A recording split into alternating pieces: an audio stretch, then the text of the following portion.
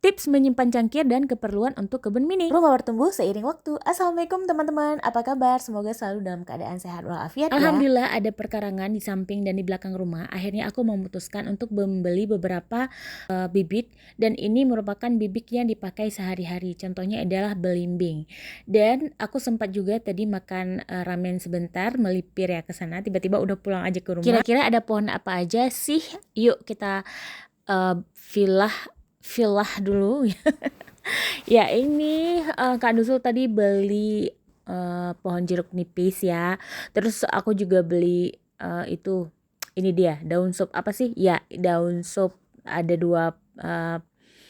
dua pot sekitar harga 2 biji ini 15.000, murah banget kan. Nah terus ada juga bibit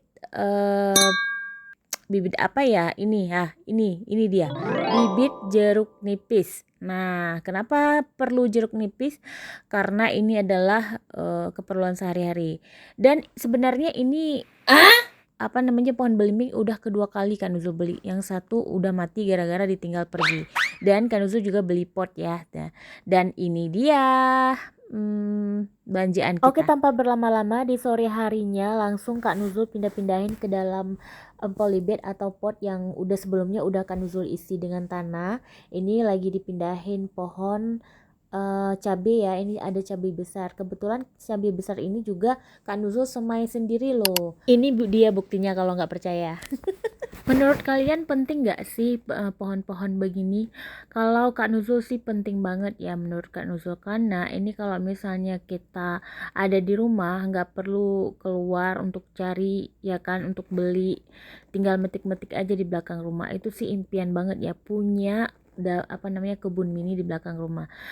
Allahumma barik ya, doakan aja semoga lancar, doakan aja semua tumbuh subur dan bisa bermanfaat juga untuk diri sendiri, serta bisa juga bermanfaat untuk tetangga nantinya kalau misalnya udah besar.